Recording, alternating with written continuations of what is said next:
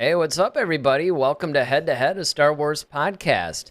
And as promised, it's Monday night. You know what that means?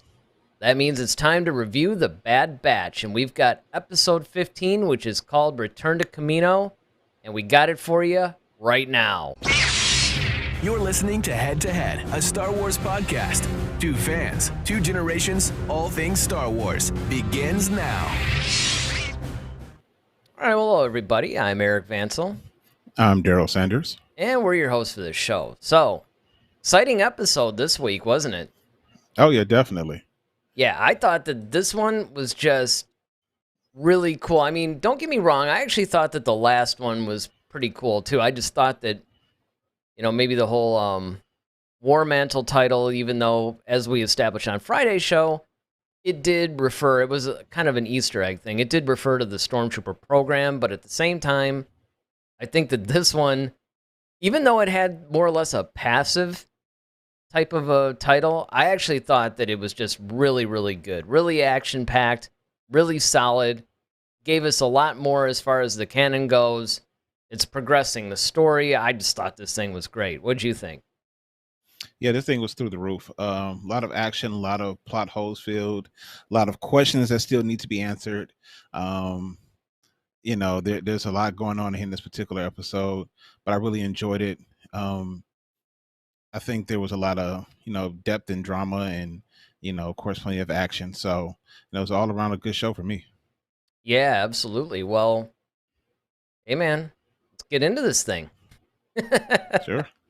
So, pretty much, start to walk us through it because, again, this episode, even though it was really action-packed and had, like I said, a lot going on, it didn't really move a whole lot of locations. I mean, we actually more or less stayed in more or less a centralized place, I think. Yeah. So this episode is called Return to Camino, and that's exactly what happened. The last we left our hero, so to speak, Hunter was in the captivity of his old partner Crosshair, and they have left that particular planet, and now they're on their way to Camino. And of course, his whole plan is to ensnare the rest of the crew, and he knows that they're coming for Hunter, so he's just basically kind of bringing them to his base, and just basically waiting for them to show up. So he kind of activates his Hunter's homing beacon, and he knows that they're going to come. And Hunter tries to use some reverse psychology, like, look, man, they know it's a trap. So he's like, yeah, but they're still going to come for you. I mean, don't like you're not talking to this anybody. Like I've been with you guys since day one, So that was really cool. And then they eventually show up to Camino. Hunter then once again tries to appeal to Crosshair's, not even his sense of decency, but more so just logic, and just like, look, man, these guys aren't clones. They're phasing them out. What do you think is going to happen to you? They're going to phase you out, and then what? Like, you might as well just come back with us, stop all this Empire crap, and just come home. And basically Crosshair's like, well, yeah, they're getting rid of the ones who don't comply, or pretty much the ones who aren't really that good, or they don't have any use for it. I'm good. They have use for me. I'm all right. So just watching that whole chess game being played out between those two was cool. Yeah, I definitely agree. And one of the things that I thought was really, really interesting about this episode is that you see that Omega once again actually rises to the forefront, but not in an annoying or weird way, because obviously it makes sense for her to be able to guide these guys because she's from this planet. Yeah. One of the big things, though, is that she was, of course, trying to rush Tech, and everybody's like, come on, hurry up, let's go. We got to go get Hunter. And they're kind of, for once, kind of like what we said, they kind of told her to, like, no, you got to chill out. You got to be patient, relax. He's going to be fine. We'll get there. We just got to make sure that we're in the best position to help him. So I thought that was really good to see them finally kind of like, kind of quell her enthusiasm a bit and say, hey, we got this. So yeah, they eventually do come to Camino. Fortunately, because she is from Camino, well, they all are, but she's really been on the administrative side, so she kind of knows some details that most people wouldn't generally know. Hence being, let me say, secret lab. So Yeah, um, and to that that was end, cool. yeah, to that end, one of the things, because there's some highlight, Star Wars actually on their website posted this whole thing, some highlights and stuff like that. And this was definitely one of them, which was this whole hidden tube system, to where they took this pod, and they talk about how Camino has been visually interesting, but it had this whole network of tunnels between the planet's waters, adds mystique, and it also serves to reinforce the importance of Omega to the team. That without her, they wouldn't know about it, subsequently wouldn't be able to get inside the cloning facility. And I thought that that was kind of a nice touch, that Hmm. they did, I guess, explore a little bit her importance as far as the geography goes, because obviously, yeah, they were born there and all this stuff, but they didn't. I mean, they were off and then they did all their stuff, but she actually was there and she stayed there. And I thought it was really cool that they came up with that. And for once, I didn't really find that to be cheesy. I don't know about, I mean, usually when they reveal something like, oh, look, there's this whole hidden tunnel system or whatever, usually it's because they don't really know where else to go or how else to, do Hmm. something. So naturally they come up with this whole thing. Oh, well, here's this thing that will save the day kind of a thing. You know what I mean? But I didn't really get the sense that that was happening with this. To me, it felt very organic and very natural that this system existed. Oh yeah, I mean the fact that once again, and this once again it shows Omega's, like you said, importance to the team. Not only did she know about it, but she remembers like coordinates and things like that. Once again, because she is a strategist, she's really good at strategy. And then once again reinforcing that, like, hey, we can come in this way. They won't detect us. She's using her wits and her knowledge of Camino to their advantage. Mm-hmm. I think that tube system was really cool. It kind of gave me like the Kingsman vibes. If you remember the movie Kingsman, when they had that Yes. whole underground subway Yes. that kind of went through like the city and stuff, that's what it kind of reminded me of. So I thought that was really cool. And it was also the birthplace of Clone Force 99. That was also a nice little twist too. Well, it's kind of funny you bring that up, actually, because that's the next little thing, um, in this whole thing, to where Omega basically explains their whole origin, and talks about that there's another Camino mystery revealed, and that Omega takes the Bad Batch to Nalise's secret laboratory, the very place they were created. And it's an unexpected moment that takes these hardened soldiers and, of course, us as the audience by surprise. And that's like you said, this is the birthplace of them. And it explains a little bit more. And that's one of the things that I really enjoy about this series is that they're taking a lot of things, both on a macro level and a more micro or personal level. They're showing what has happened since the Empire has taken over. So you get to Mhm. see it kind of on a galaxy wide scale, and you get to see how it's affecting the citizens of these various planets. But at the same time, you're also seeing how it's affecting the clones and how they're trying to get used to serving this new master, as it were. And predictably, some people are jumping on board with it, like, well, okay, these are the same guys that are in charge pretty much. We just have a Mhm. new mission now. And then there's other ones that are saying, hey, listen, this isn't, what you guys are doing. This isn't like what we used to do. I mean, this is a Yeah. little bit That's different. how we signed up for it. Yeah. Yeah, Definitely. yeah, Yeah, I thought the whole underground clone facility was cool. I think that was really a nice touch, to them because it kind of once again links all of them together because Omega was born there and so were they. So it hmm kind of once again when she kept saying to other people, these are my brothers. She really truly means that in every sense of the word now. Like now, everything kind of comes full circle, and so I thought that was really nice that they were able to do that. And then from that point, they were able to kind of formulate their plan, and then go after Hunter. yep, yep. And then of course, as you said, there's basically a trap set that that occurs. And Yeah, so they go ahead. oh no, I was just going to say, like, the trap was basically, they kind of lured them into this training facility, basically where they had their own, where they had the training facility for their little missions and stuff. We've seen them in that room before, and this is kind of where everything kind of comes back once again, where the team usually meets to do battle. So I thought Yeah, that was kind of a nice juxtaposition. it was. I thought it was really cool that they did that too. And I began to wonder if that was going to maybe trigger some memories in Crosshair, or if something special was going to happen in that. And Hmm. things did happen that were special. I mean, again, we did get this reunion of sorts between Hunter and Crosshair.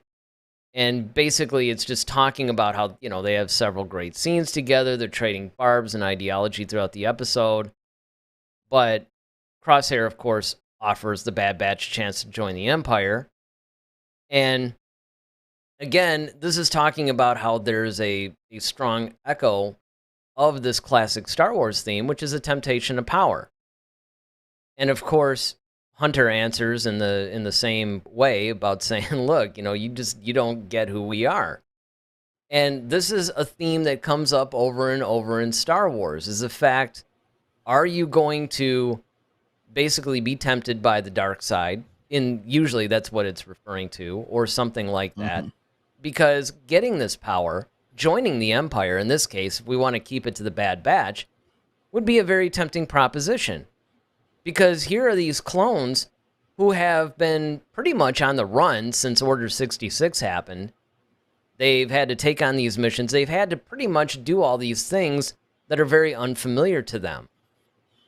And I have a feeling that if this choice had been offered maybe a little bit earlier, they might have been a little bit more tempted to take them up on it. But as Hunter had said at one point, like, look, we've seen what this Empire is doing, and we're not about this at all.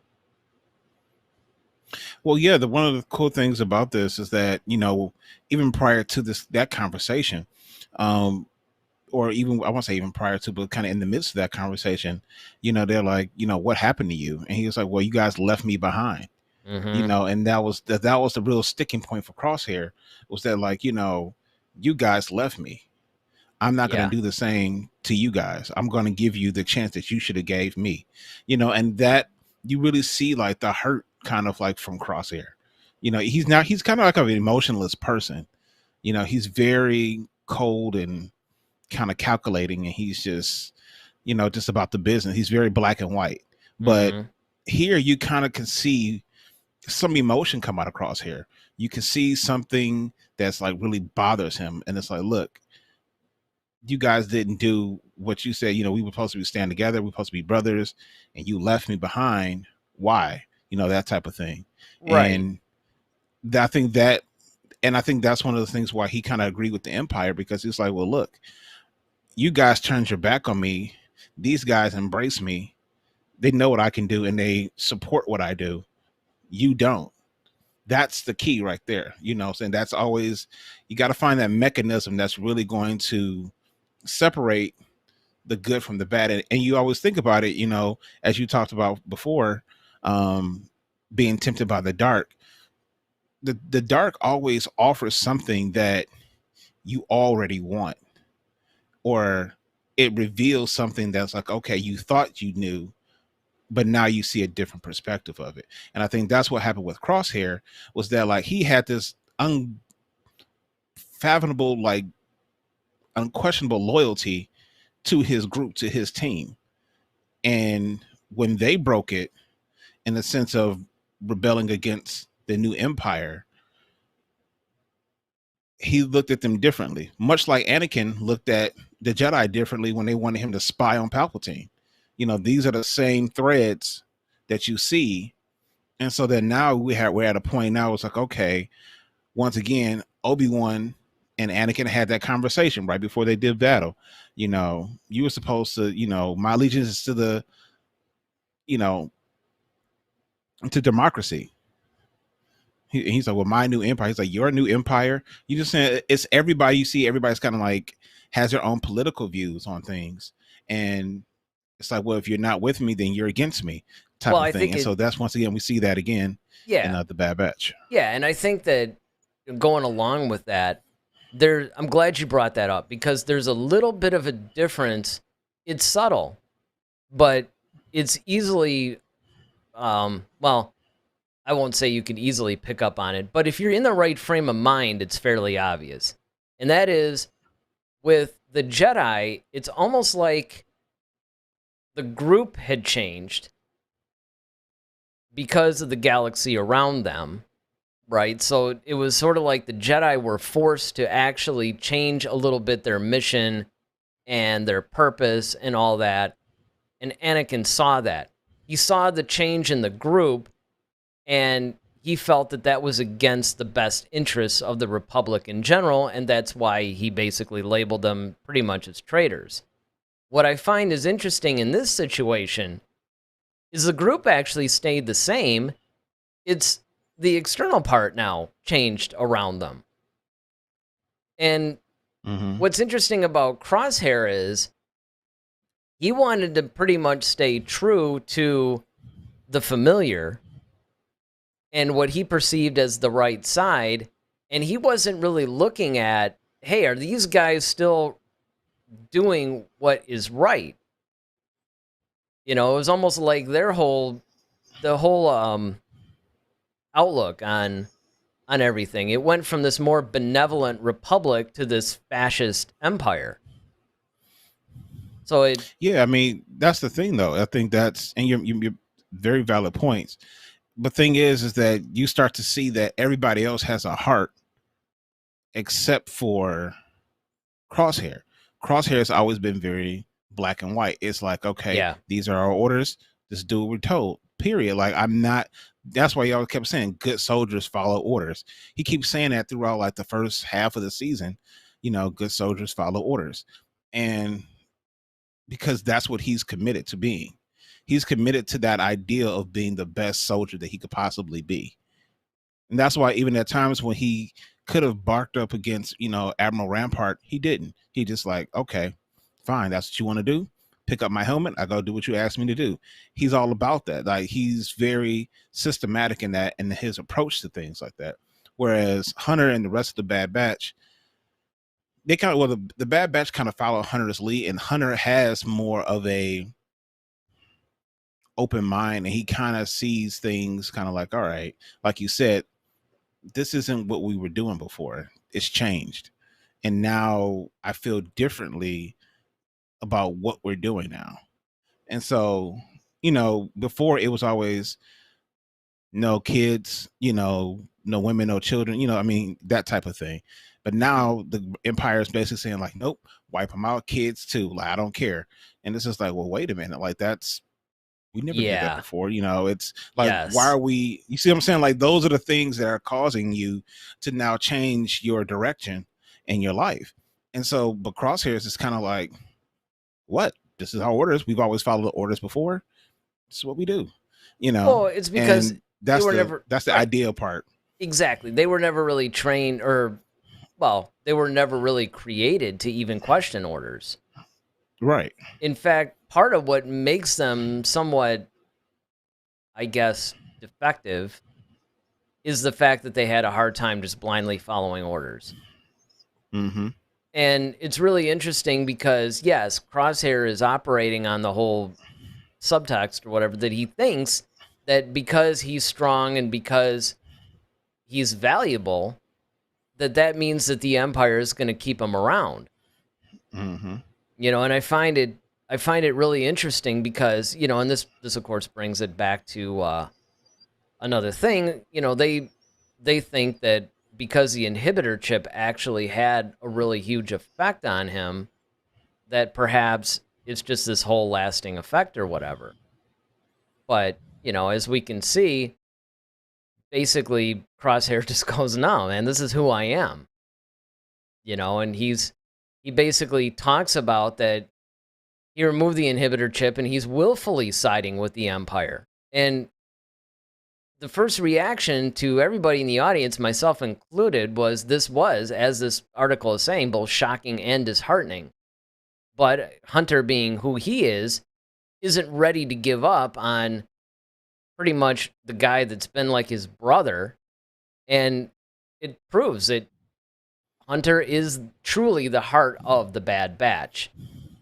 And even in this graphic that we see here, they're carrying Crosshair. You know, there was, of course, we'll get to it, but the destruction of Camino is starting to happen, and they're not going to leave him behind. And you know what? They would have every reason to leave him behind, because it almost reminds me of the whole Darth Vader thing, where Luke kept saying, no, there's good in you, there's good in you. And Vader's just like, nah, there really isn't. Yeah. You know, I mean, you really don't understand how powerful the dark side is, and I know you want to believe this, but it's not really true. But Luke was never willing to give up on him. And so, much like that, Crosshair basically says, you know what, this is who I am. I'm willingly serving them.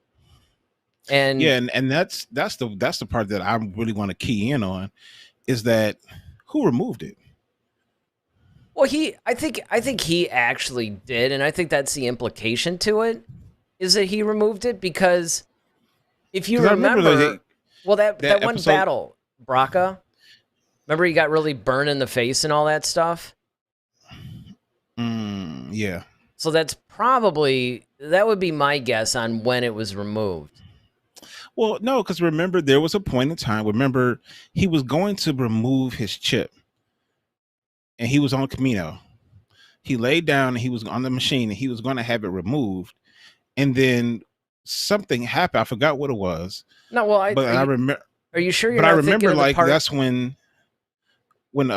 that's when Tarkin and them was asking about his chip. And I think they were saying, like, yeah, it's still intact. And they were like, we'll intensify it. Yeah. Okay, so it was still in at that time. Yeah. So then, like I'm saying, like at that point, like afterwards, like, did he ever that's just where realize that? I think that was before, though, they got into that battle. Remember, they were escaping out of that giant turbine or whatever, and then they launched it off, and it blew everybody back, and you saw that Crosshair's face was kind of burnt up and injured. That's probably when he removed it, or had it removed. That would be my best guess. Now, the question is, are they actually going to expound on that in the finale, in part 2 of this finale? Yeah, I think they probably will. I think they would have to, simply because it's kind of a big deal. Yeah, I mean, because who did it, and what caused you to do it anyway. But I think the fact that it's like, okay, I had mine removed, and I'm still willing to do this. Once again, is that part of his natural genetic material that says don't question orders, that original Django gene? Or is it just, he disagrees with the Empire? Yeah, he's just more like, he's always, because even when he was with, and that's one thing I did notice about him, is that even when they were all together before the inhibitor chips were removed, like at the very beginning, he was always more the darker one anyway. Oh, yeah. Even if you go back into season 7 of the Clone Wars, where we're basically introduced to these guys. Yeah. Absolutely. Yeah, he's kind of the dark, brooding, kind of Batman-ish kind of guy. I mean, I would be willing to bet that the whole reason why the Filoni, I don't know, I really don't know how much in advance Filoni was writing all this stuff, to where back when he was doing season 7 of the Clone Wars, if he was just going, you know what, I'm going to eventually have, them running in when the Empire hits, and I'm going to do all this stuff. I mean, he could have. It's definitely a Filoni-esque thing to do. Yeah. But either way, I think what was really interesting is the fact that, yes, Crosshair would be the guy that you would assume, if anybody was going to jump on board with the mission of the Empire, it's going to be him. Yeah, I figured either be him or Wrecker. Yeah, I could see that. Because Wrecker is not the brightest bulb in the box, so you can kind of see he's easily influenced too. Right. And that's it. And that I agree totally. It would have to be one of those two guys for exactly those reasons. Mm-hmm. On the other hand, the interesting thing about making Crosshair like that, though, is the fact that you do get a little bit of that strategy and that counteraction. You couldn't really do that with Wrecker. Exactly. You know, Wreckers is kind of like the one-man wrecking, no pun intended, one-man wrecking crew. Well, but, yeah. You know, that's the name, right? Right. But, you know, the having the ability to have Crosshairs because he has to be patient and calculating because he's a master marksman. And, you know, if you know anything about that, like, you know, being a sniper, a lot of times you have to just lay there patiently and just waiting just to take one shot. But the fact that he's patient enough to do it and he's very calculating, he knows how to, you know, utilize certain, you know, things like we saw even in this episode. You know, he had that mirror right over there and he used that to like fire off one shot and kill like the rest of his guys. And you're just kind of like, just to prove a point, like, see, you know, I was really hoping, I was so hoping that was kind of the beginning of his redemption in a way, that he was going to rejoin the team, because that would have been the perfect time to do it. Absolutely. You know, and maybe they're just going to draw that out. I mean, it's going to be really interesting to see what they do in part 2 of this whole thing, because they have another whole episode to do. And I did notice that this part 1 was only about 25 or 26 minutes or something. Mm-hmm. It was around the same length as the other episodes. I thought that maybe, now granted, if you take this part and next week's episode in totality, it becomes probably like a 50-minute episode. But I was really shocked that they didn't make these last 2, at least so far, a lot longer. Mm-hmm. And it's just going to be interesting. Yeah, definitely. I mean, I think that in this, you know, my predictions kind of sort of for this is, I think, you know, they're going to really try to reinforce, like, look, these guys didn't try to save you. They guys, you know, they didn't try to come back for you. They just blew up Camino, and they were just like, you were just going to sink to the bottom with like the rest of everything else. That is, you know, so they have no loyalty to you. Right. And that is exactly what I was thinking while I was watching this, is that the angle that they could use is like, look, these guys didn't come back for you. In fact, they were going to kill you. And you know, that of course brings me to this part here where we get the destruction of Tapoca City, which of course is a main city that we see on Camino all the time. You know, and this is where the Empire's plan comes to fruition. It erases all ties to Camino. And of course, in this article, it's saying it's a troubling sequence. It illustrates the ruthlessness of the Empire, but also marks the end of an era for fans of clone troopers and their heroic adventures before the rise of evil. And that's it. I mean, it was definitely an emotional type of a thing, I thought. And I thought that it was really interesting, too, how they kind of did a Halloween sort of thing, where they showed all the main locations, you know, kind of empty. Yeah. Basically, it's all the eerie familiar. Quiet. Yep. It's all quiet. They basically showed all the familiar places that we have seen since Attack of the Clones, and then that barrage hits. And it also shows you just how powerful, when you get all these Star Destroyer, the Venator-class Star Destroyers together, how they could just unleash and just destroy a bunch of stuff. You know, a lot of times I think people think, oh yeah, they need some super weapon like a Death Star or a Star Killer base or something. And it's like, no, those things are called Star Destroyers for a reason. And that's basically what they do. That's a typical Empire thing to do, is that they get a bunch of these ships and they just go to town and just start firing on whatever the target is. Yeah, definitely. We've even seen that in the sequel trilogy. You know, they would do that. I mean, of course, they'll make improvements to the ships like the Juggernaut. You know, we saw that one, how immensely powerful, you know, that whole thing was. But even, you know, even as far as Rise of Skywalker, we saw those Star Destroyers that are like armed with like Death Star lasers on them. You know, it's like just having that ability, you know, it's just to that's the whole thing about the Empire. It's just to overwhelm you. You brought that up. When you were talking about the stormtroopers, like that's their whole mission now. It's just to overwhelm you with such force. There's nothing you can really do about it.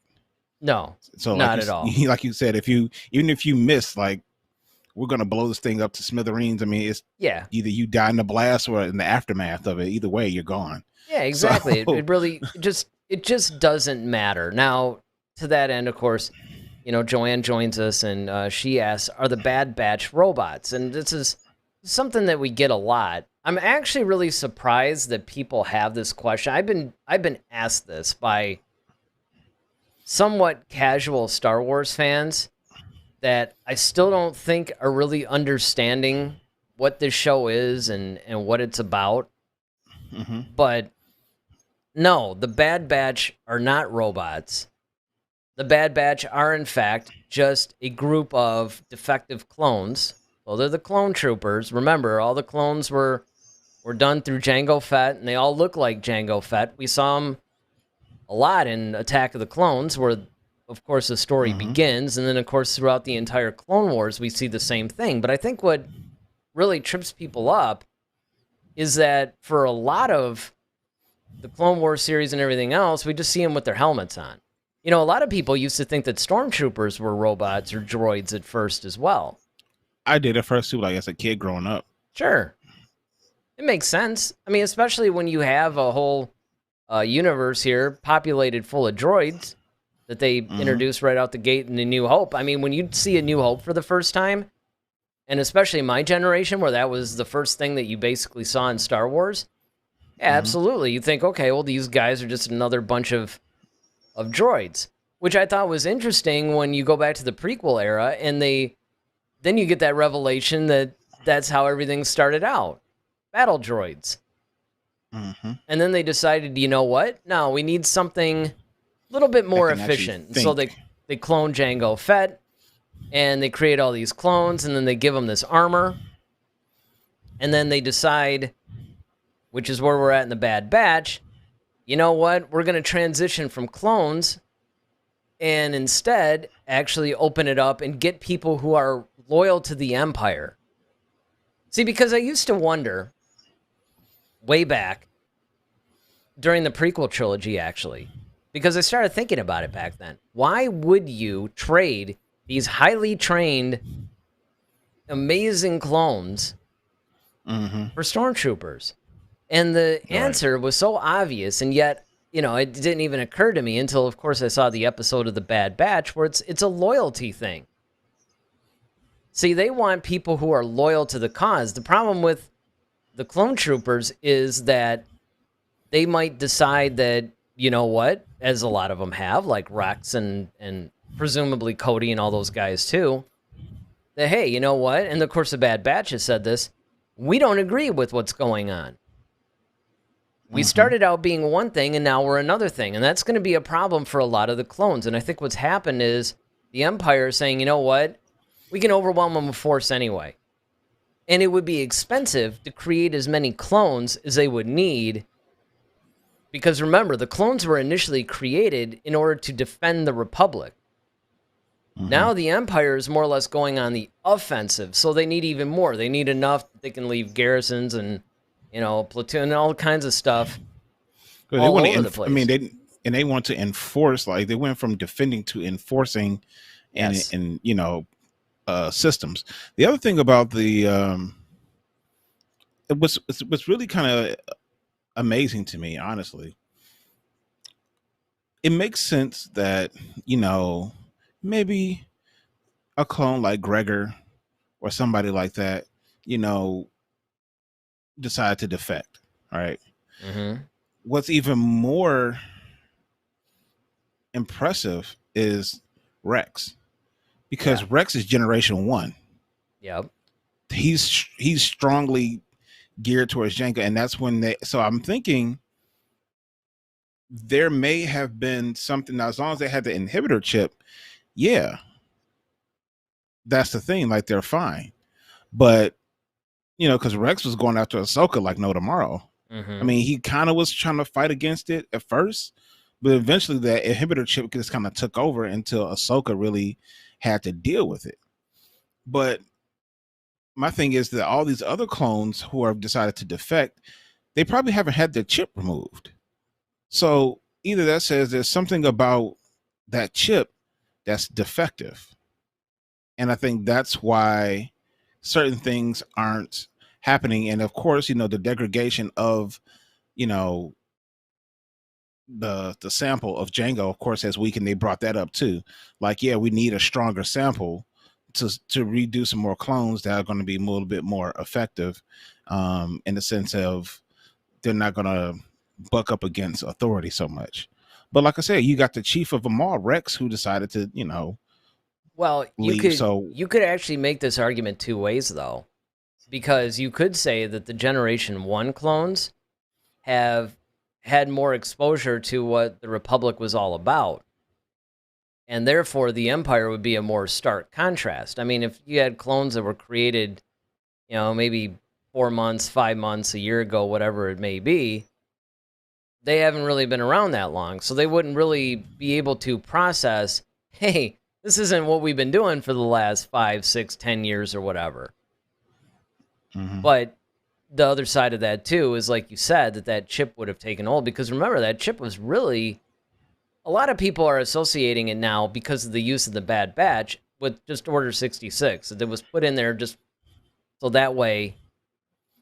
But really, like a mass email or something. Yeah, kind of right, like a delivery, or it's really more like an insurance policy. They activate that chip overrides everything else and makes them want to do that, which I would definitely say that was the strongest example, because they were very loyal to their Jedi generals.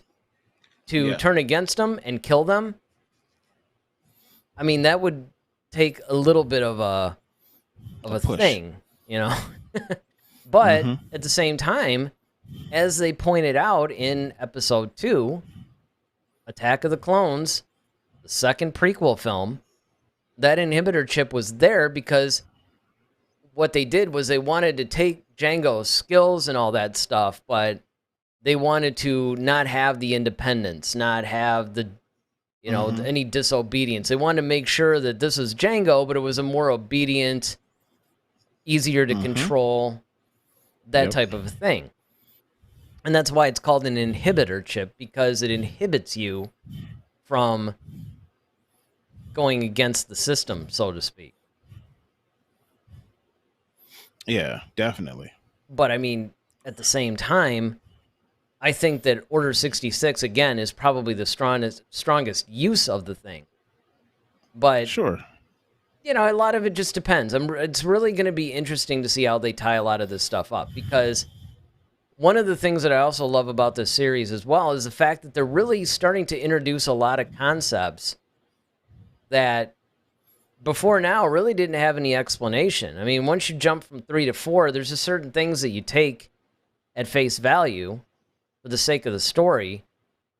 But the more that they're filling things in, as we pointed in before, it could be a little dangerous. You could be entering into dangerous territory, because the more you start to fill things in, there's a really fine line between giving us needed details and sort of coloring the canvas, so to speak, versus painting yourself into a corner and now you're stuck with a lot of concepts that are really going to tie your hands later on in storytelling. Definitely. Yeah. That's very true. I mean, and I think that's where it takes a mind like Filoni to really understand Star Wars to that degree, to really be able to navigate that type of terrain and be able to really bring us great stories without stepping on what's already been established as a like true canon, like the original trilogy is, but giving you definitely that understanding of, like you said, how do we get from clones to stormtroopers, and what was the whole point of it all, and so, because we're looking at these effective clones and clone troopers, in Attack of the Clones, where they're running on top of droids, they're shooting down on them, they're hitting them droid poppers, they're they're just taking out these regimes like no tomorrow, and you're just like, now how did you get to these guys who can't shoot and he can't hit anything, like in the original trilogy, like, huh? Well, Now we see how that happens. Yeah, and the greatest line of them all, of course, is in A New Hope when, Obi-Wan's going, well, only Imperial stormtroopers are so precise. Right. When he's talking about, the sand people, like, oh, it couldn't have been sand people. Right. They ride in single file to hide their numbers, and look at these blast marks. Only Imperial stormtroopers are so precise. And of course, we're all like, really? When? They're like the A-team of, Well, I think they're also, but see, then again, Obi-Wan has been out there for a minute. Maybe he doesn't quite know that they switched over. Well, see, this is what I'm hoping we find out in the Obi-Wan series. Yeah. Because a lot of, and I think we brought this up Friday, actually. By the way, Dwight's joining us too. Hey man, what's up? Part of what's going to be interesting is that the Obi-Wan series is happening roughly around the time that it's kind of like, I mean, it really depends on how far the Bad Batch goes. We know, by the way, I probably should have mentioned this at the beginning of the show, actually. It has been renewed for a second season. So we are getting a season 2 of the Bad Batch. I don't know if this was really huge news to anybody. I mean, the thing that's so funny, it was the same thing when they would announce Cobra Kai and some of these other things. They'd be like, oh yeah, there's going to be another season. And we're all thinking, well, duh. Was that actually in question? Apparently it is. With the Bad Batch, I just naturally assumed there would be another season. Now, it's true, it could have been to where Filoni maybe decided this would be a one and done, but this is never introduced as a limited series, and he's basically, Filoni is notorious for this. Let's get this chat in from Dwight. He says, good take. I didn't even realize he was in hiding by the time the stormtroopers took over. And of course, he also points out the clones were accurate, which of course is what you were basically saying. Is he getting them confused or anything like that? Yeah, because I mean, I could see Obi-Wan just thinking like maybe they just got new armor or something like that. Sure. Well, and I thought it was really cool that once again they re-emphasize that the stormtroopers are the TKs. And, of course, every time I hear that, I keep thinking of TK-421, why aren't you at your post?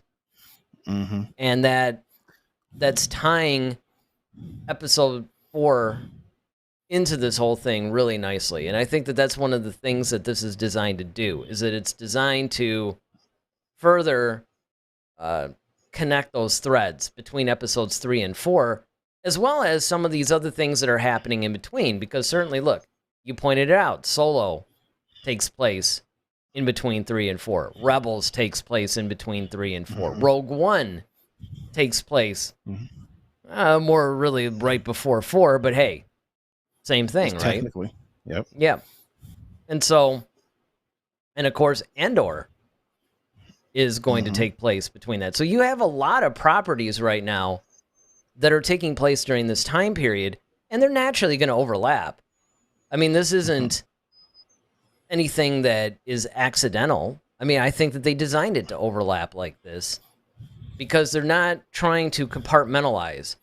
They could go, well, this takes place 3 years after Revenge of the Sith, but this series takes place 5 years after. I mean, they're not really making those distinctions. I mean, they are giving us the timelines, but they're not necessarily trying to separate them and compartmentalizing them, which I think is really good, because I think that you need to, if you're going to do this time period, in particular in between 3 and 4, you need to actually overlap the series. Much like what they did with Clone Wars. And yeah, I mean, episode 3. It makes sense that you would do it, because once again, we've always talked about like how we're seeing the effects of the Empire from various parts of the universe or the galaxy. So it's like, okay, yeah, this is what Obi-Wan's doing at the same time the Bad Batch is running around. Like they're still coexisting in the same time period. It's just that, okay, well, we're focused on the Bad Batch over here, but then Obi-Wan may be over here doing something, and we see how the events of the Bad Batch affects what's going on with Obi-Wan. So yeah, it makes perfect sense, and it's a perfect way to tie in a lot of the the story threads to make it one big cohesive story. Well, I think that's also what they're doing. Another really crowded area is right after Return of the Jedi. where you basically had the Mandalorian, the Book of Boba Fett, the Ahsoka series, the Rangers of the New Republic. It goes on and on. So between 3 and 4 and just after 6, you're getting a lot. And I think it is important that you overlap and you basically almost maybe do like a crossover thing, right? To where maybe, I mean, they can't really do this unless the shows are in production at the same time, but you can have maybe a story that starts out in, say Bad Batch, and then part 2 is an Obi-Wan or something. It would be tough to do only because of the way that they're doing these shows, but yeah, you're starting to see a lot of that happen in the DC universe. Oh yeah. With Flashpoint and everything like that, where they're crossing over into everybody's show and how everything is kind of affecting their own little city and universe. So yeah, I mean, it's a popular thing that's kind of going on, and especially in television right now. Yeah, primarily in television, but again, I think the difference is that with those shows, because they're following the more traditional seasons, they're basically in production at the same time. And so they could do that. You can have what has been traditionally referred to as a crossover episode. With Star Wars, I think what you would have to do is you would have to have some storylines that are going on in a series, and maybe, kind of like you said, in another series that occurs during roughly the same time period, you can have that another point of view kind of a thing. Or at least mentioned. What's that? Or at least mention. Yeah, like you might mention like or another one to kind of tie it in. Yeah, another thing they could do that I think would be really cool is if you're basically having, I mean, let's just use the whole Obi-Wan Bad Batch thing, even though it's kind of a weird example because one's animated, one's live action, but what would be hilarious is there was a mission that was started by the Bad Batch and it was unknowingly continued by Obi-Wan, but neither one of those guys really realized it. You know what it was really like? It was sort of like when the episode that focused on Hera, and she ended up meeting the Bad Batch, as a contact. It was almost like the flip side. Usually in a show that focuses on a particular group, like this one does, you would always see it from their perspective. But you didn't. They flipped it around. We were following Hera and the rest of the Syndulla clan, and they were going to make this whole weapons drop or exchange or buy or whatever, and the Bad Batch ended up being the contacts they were meeting, which I thought that was amazing. And so they could do more things like that. Yeah. I mean, yeah, there's a lot of different, storytelling devices that you could use to really kind of bring, the galaxy or the world, to fruition a lot better. And I think that's what they're exploring that. I think they're not just trying to follow one particular thread, but they're trying to use different ones at the right time. And that's the thing. It's having a toolbox worth of stuff, but knowing when to use it. And I think that's the key. It's just knowing how to use it and when to use it. It's really what's going to set, things apart. Yeah, well, then that's definitely, to me, the difference between what's been happening directly under Kathleen Kennedy versus what happens under Filoni and Favreau is that you have two different types of leadership styles, two different types of leaders that have the exact same tools, but in the case of a Filoni Favreau, they know how to use those tools. Unfortunately, up until now, Kathleen Kennedy, while the stuff has been arguably financially successful, it's just divided fans with each continuing project. Yeah. She's running around with a blaster while Filoni and Favreau got lightsabers. Yes, that's actually more a really elegant and, Yep, more that's precise, a really good more way elegant. of putting it, too, because that's pretty much what it is. And honestly, anything that she's attached to, I mean, she runs the whole company, but I mean things that she's directly overseeing, because she's essentially leaving Filoni and Favreau alone to do their thing. And Favreau in particular seems to wield a lot of power under that umbrella. It's like the things that he's more or less overseeing, she doesn't really, it almost reminds me of The Wizard of Oz when the Wicked Witch of the West was coming into Munchkin Land, and Glinda the Good Witch was all like, be gone, you have no power here. And that's sort of what Favreau is saying to Kathleen Kennedy. Like, you know what? Get out of here. You don't. Get out of your league. Yeah. You don't have any power over here. Go ruin. You've got this whole Rogue Squadron thing you can go ruin.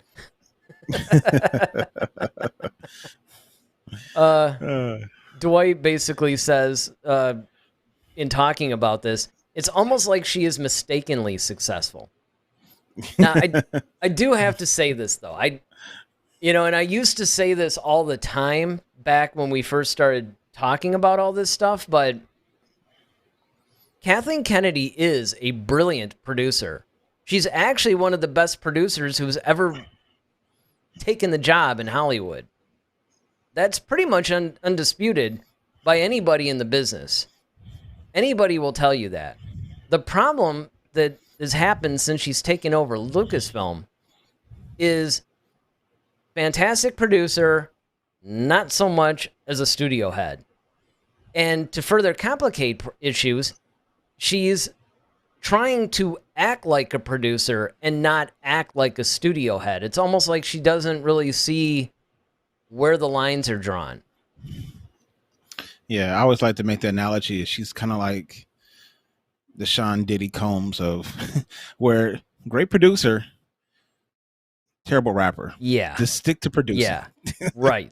Just stick to what you do best. Right. Find talent, and you're good at that. Like that's your lane. Stay in there. Yeah, and that's that's almost like the flip side kind of thing, to where you're actually better at the more behind the scenes administrative side than you are actually doing it, and that's it. It's if she had just stuck to producing, then things would have been cool. But unfortunately, she needs to basically stay in that lane. It's if you're going to be a studio head, be a studio head, but find somebody else to produce or executive produce or whatever. I mean, Lucas seemed to be able to find that balance when he was running things. Well, and that's once again, we always talked about the fact that Star Wars, is Lucas, or Lucas is Star Wars. So the stories, everything came from him anyway. So of course he's going to be the perfect guy for it because it's all in him anyway. That's but true. For someone, it's kind of his thing. And that's, it's kind of hard when you're trying to take someone else's vision and make it, it's kind of like how we talked about the author, was it Steve Alton? Oh yeah. It's like, all right, great author, writes great books, but someone else trying to take his books and convert it into, it's not exactly what he had, so it kind of loses some things. But I think that's kind of like how Kathleen Kennedy is. Yeah, I would definitely say that. Now Joanne seems to be stuck on this whole Head to Head, a Star Wars. Oops. Sorry, guys. like, we're done already? Yeah, right? I hit the wrong button. That was my fault. She says, is there a difference between clones and robots? Yeah, so the clones, okay. So clones just essentially are, if you recall, the bounty hunter Jango Fett from Attack of the Clones, hence the movie, is episode 2. And basically, he was a very skilled bounty hunter. He's Boba Fett's dad. I keep saying Caminos, but the Kaminoans. Kaminoans, I know, and they used it in this episode, in the Return of the Camino episode. They actually said, you heard the characters say Kaminoans. Got to get that straight. So the Kaminoans are ones who specialize in cloning things, and so Jango Fett was used as a prototype to clone multiple soldiers because of his skill set. So what they did was they just made a duplicate of him in times a million, shall we say, and then they kind of just kind of put a chip inside their head to kind of keep them under control and to kind of send mass emails or text messages from the Emperor. But the droids, or the robots, as you call them, like those are more those are mechanical, but like the clones are actual living, breathing people. Right, they're They clones. just are just they're just that's like if someone made a bunch of Erics and they just made like multiplied Eric a bunch of times, which God help us if they ever did that. Yeah, that would But be. I don't even know if I'd want that. I'd be like, all right, But look, if you- we got to kill me. Not me, but the other me's. Although, if you weren't there, it would be really interesting to co-host the show with myself. right. So Eric, what do you think? I don't know. Like, you know what I think. What are you talking about? Exactly. Well, you know what I would say, honestly, to anybody, and not just Joanne, but anybody that's struggling with this whole idea of, where the clones are. Look, not trying to be that guy, but just watch Attack of the Clones. Just watch episode 2. That would be the easiest way to go about it. Because every one of us, because of all these Star Wars properties and stuff, look, Daryl and I are hardcore fans, and yet there's a lot of times we have to go back and watch some of this stuff. Mm-hmm. I've had to go back and watch some of the movies. Dwight's brought some stuff to my attention, and he's like, "Hey, did you forget about this?" And I'm like, "Oh yeah, Yeah, I guess so." I guess I did. And I mean, you could see that in maybe some of the series and stuff like that. But again, I've actually had to go back to some of the films, the things I've seen like 100 times, and because when you're doing the show, obviously, it's from a slightly different type of a thing. I mean, again, we're trying to stay away from the whole encyclopedic knowledge news type show because there's a million of those on YouTube, quite frankly. This is more a discussion show. We're like normal Star Wars fans that are just talking about Star Wars, and you guys are all part of it. And to that end, don't forget to hit that like button so that way nice. It kind of helps us out. And maybe even subscribe to the channel while you're at it. Because, hey, you don't want to miss when we're coming up with new episodes every Friday and every Monday at 8 o'clock Eastern Standard Time. But again, we a lot of times have to review these things because of everything. And it's just like even with these episodes, a lot of times I end up having to watch them twice because I'll miss something. Even when you and I are talking, I think that's one of the beauties of the show, actually, is that when we're talking, you'll bring up something that happened in the episode. I'm like, oh, yeah. Or through us talking about it, sometimes, either somebody in the chat or you or whatever, I see something differently. Like I might have interpreted something a certain way, but then you kind of see pretty much another spin on it, and you're like, oh, yeah. Well, that does make more sense.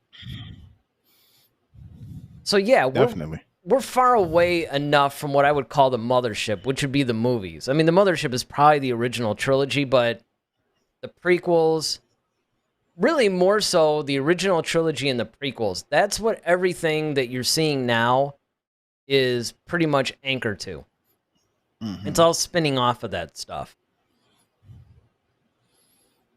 So you want to maybe refamiliarize yourself with episode 2 in particular. And then, again... watch the Clone Wars. Yeah, that's exactly right. Animation, yeah. Watch the Clone Wars. The animation show. Yeah. That is. Yeah, right. So watch Attack of the Clones, which is episode 2, and then turn around and watch the Clone Wars, which, of course, much like the Bad Batch, is available on Disney+. You have the Disney Plus app. You can watch all these shows many times you want. And I would definitely recommend it because Star Wars is finally doing something that I'd always wanted it to do. But in a way, it's actually causing some issues. And that is they're expanding things beyond the movies, right? You have all these animated shows. They're bringing in, like stuff from the books and the novels, and it's all crossing over, which is awesome. But you really have to stay up on this stuff. Dwight has got a comment, and I promise I won't hit the outro again. He says, oddly enough, the Clone Wars seasons made episodes 1 through 3 better. Yeah, absolutely. In fact, that's a perfect example of something that we have talked about on this show a lot, is that a lot of times when you read stuff, either if it's in the comics or the books or certain shows or whatever, it'll actually enhance the movies. So case in point, like you said, Dwight, the Clone Wars definitely improves episodes 1 through 3 by leaps and bounds. Absolutely, because it gives you more context and depth to really what's going on and kind of in the background. And it, you know, like I said, the average movie is like 2.5 hours, you know, so you only have so much time to get from point A to point B. But in these Clone Wars, you know, which has 7 seasons, and each season is about what, 22, 24 episodes. Yeah. You got all this, you got all this, like old school TV seasons. Yeah. So like you have all this content now that you can truly, as Dwight said, enrich or expand your knowledge as far as what's going on throughout this whole time period. And then, like I said, it definitely enhances all of the movies because now it's taking you through that journey on a more detailed level. Yeah, because it's an enrichment type of thing. Because when you just focused on the movies themselves, you basically were like, okay, the stories are cool, but you know, the direction wasn't great and the acting was wooden, and you know, you basically see some of this stuff, right? But what happens is when you start to watch some of the supplemental stuff, whether it's actually watching something like the Clone Wars, or maybe you're reading things like Master and Apprentice, or one of the comic series, what it's doing when you then go back and watch episodes 1 through 3 is it's putting the focus back on the story. It's taking it off of the acting and the directing and all this stuff that may be weak about those things, and it's putting it back on the story. So now you're watching it through a different lens, so to speak. You're actually watching it focus more on the story, and because the story of episodes 1 through 3 is so good, you can overlook all the other stuff. But you couldn't have done that without all this supplemental material. Another good example of this, if anybody has actually read the novel Catalyst, it completely changes your experience watching Rogue One. Completely. And I don't say that about a whole lot of things. I mean, yeah, a lot of the books and all that stuff are really great to read. And yes, they do enrich certain episodes in the canon. But, I mean, I promise you, if you read the book Catalyst, first of all, it's a phenomenal book in and of itself. But if you read that book and then go back and watch Rogue One, it completely changes the whole dynamic of the film. Completely. And by that, it's really more or less enriching the experience. So if you are a Rogue One fan, I highly recommend Catalyst. There's no affiliate links or anything like that we got. I just highly recommend it. All right.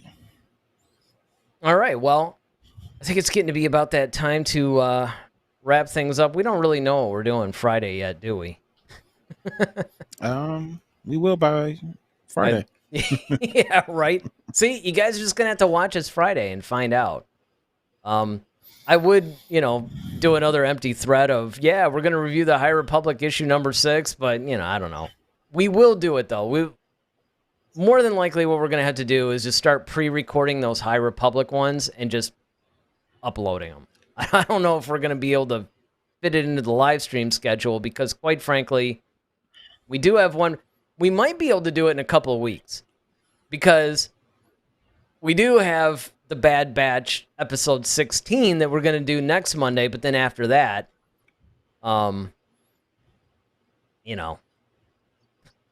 season's over with, and yeah, season's over with, and it's like we're not going to know what to do. So I might actually just have us wait until then, and then knock out that because number 7's out. Actually, 8 is. Is 8 about to come out? 8, yeah. Yeah, we're really behind. But it won't take that long to catch up. That's the cool part. Not at all. And, Dwight's indicating that he missed the review. Yeah, I mean, you can go back on our channel and watch this stuff. We actually categorize it in playlists. So you can watch the High Republic playlist, and it's got all our High Republic reviews. if you guys, because we're on episode 15 of the Bad Batch, but if you did miss any of the Bad Batch reviews that we've done, beginning with episode 1, we got them in the Bad Batch playlist. So, definitely look around our channel a little bit. And while you're there, hit the like button, hit the subscribe button, hit every button except the dislike button on our videos. Because again, like I said, it really does help with the YouTube algorithm, and it really does help the channel out quite a bit. So I guess we're just going to have to figure out what we're going to do for Friday. There's a lot of stuff that's been popping up. One of the things that we like to do is wait till a little bit closer to the live stream, because these are live streamed. We like to wait till it's a little bit closer and then figure out what we're going to do, because how many times have we been burned where we've planned a show and then some big thing drops or there's something more interesting and we're like, Countless. Oh man. Yeah. I mean, it's happened so many times that we finally are just like, you know what? Let's just wait and then, Right. not plan so far in advance. That's one of the nice things about live stream. Or we actually have had things that we do the show and then they'll drop some big thing right after we've done the show. And we're just like, if they just released this a day early, we could have did the show on that, but they actually waited till after. Oh, Yeah, I it's know. crazy. Oh, that's right. There have been a couple of times where we finish the show and boom, some big thing drops and we're like, oh man. Yeah. But I digress. At some point, we will plan what it is. And, just keep watching our channel, because we do post our stuff in advance, so you'll know exactly what the show is about. But hopefully you guys can join us Friday at 8. And, we'll just see you guys then. All right, so with that, I'm Eric Vansel. I'm Daryl Sanders. May the Force be with you. Always. Head to Head, a Star Wars podcast. Be sure to follow us on Twitter @HeadToHeadSW. Submit your questions for our next show. Visit our official website at headtoheadswpodcast.com. Until next time, may the Force be with you, always.